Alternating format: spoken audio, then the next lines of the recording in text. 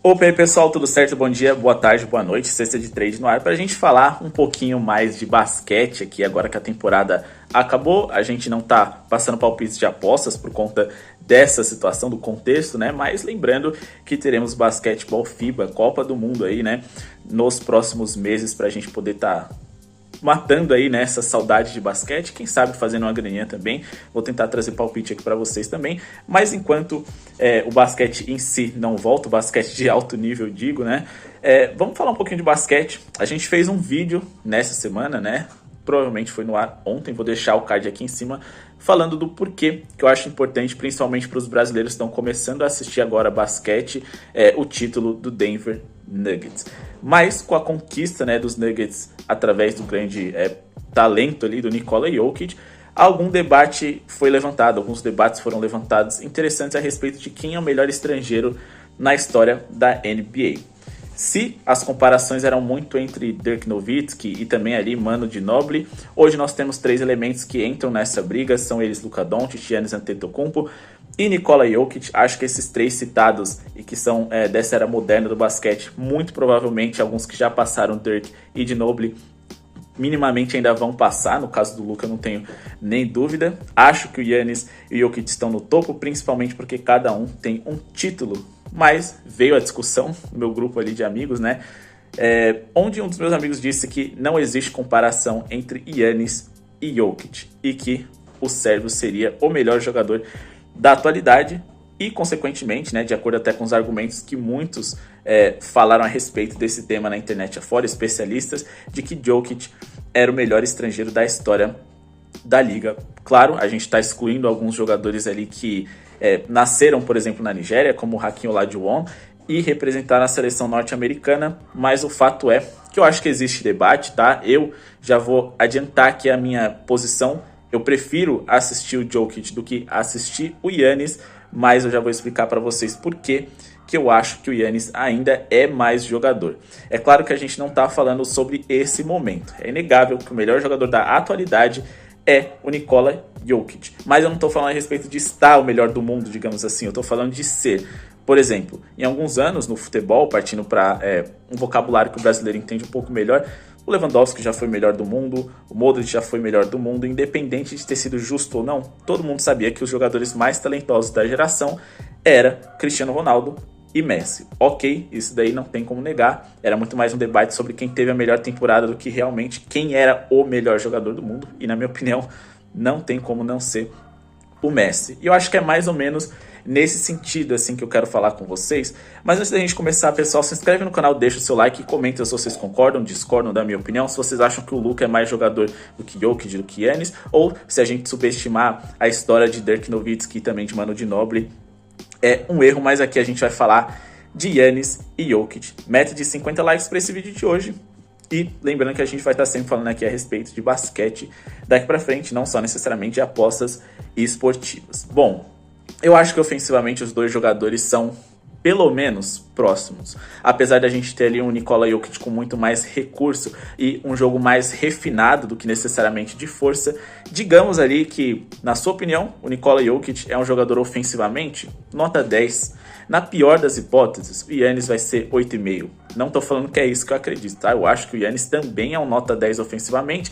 Acho que ali jogando por fora ele é pior de fato. Então, pelo amor ao debate, vamos dar uma nota 10 ofensivamente aqui para o Jokic e uma nota 9,5 aqui para o Giannis. Apesar do Giannis ser mais dominante, é fato que ele é um passador muito inferior e, mais do que isso, a bola de 3 também dele é muito pior. Além, é claro, do lance livre.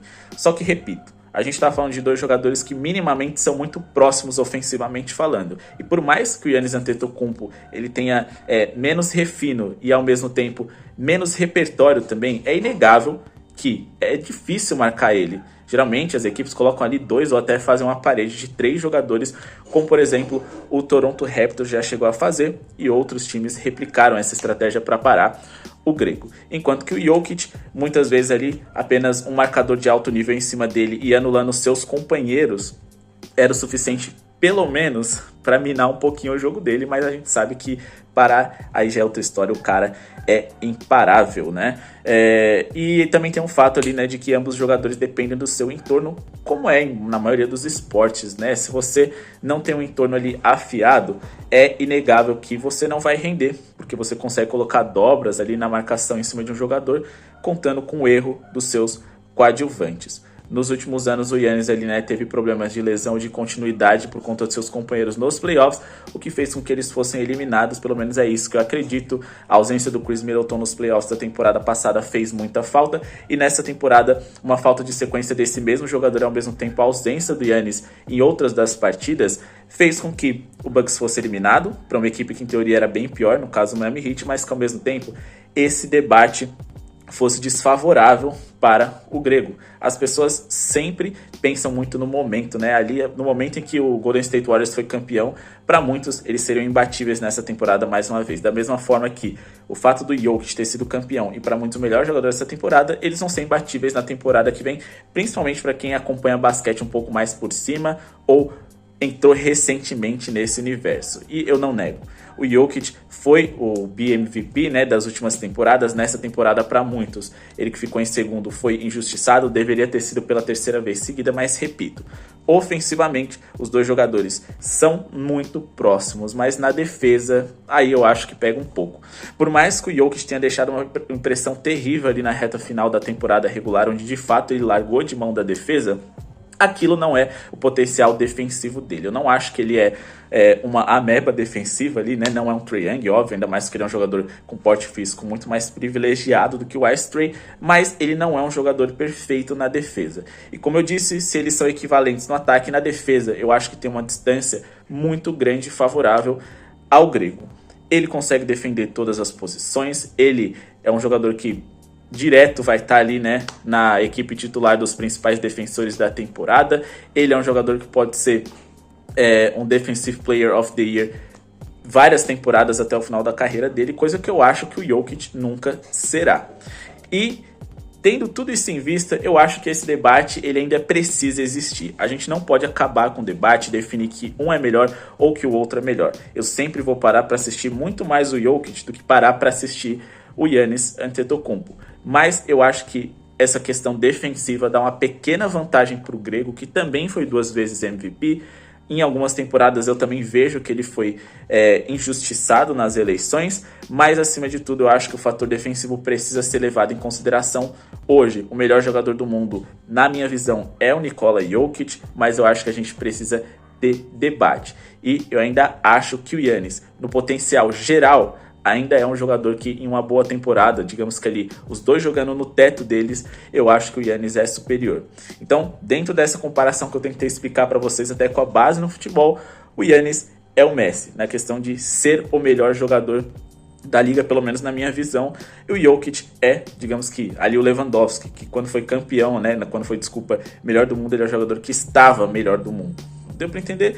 Eu ainda acho que o Jokic tem muito debate ali com Curry, com LeBron James, assim como o próprio Giannis. Eu acho que esses 4 jogadores sempre vão estar ali no topo, acompanhados de mais um, sejam Kevin Durant, sejam Joel Embiid, vai depender de temporada para temporada. Às vezes, quem sabe, um Luka Doncic, um Ja Morant daqui para frente, à medida que KD, Curry e LeBron, a idade tá chegando.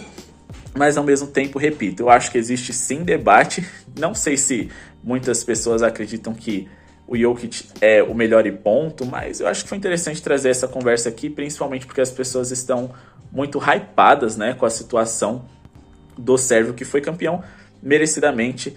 E eu acho que por mais que sim, ele seja um atleta incrível, eu não acho que ele é inegavelmente o melhor jogador da NBA e que será daqui pra frente. Acho que tem muita coisa para acontecer. Deixa nos comentários aí o que vocês pensam a respeito desse tema, mas o meu grande ponto é: existe debate sim, e eu espero que ele continue aqui nos comentários. Muito obrigado pela sua audiência e falou!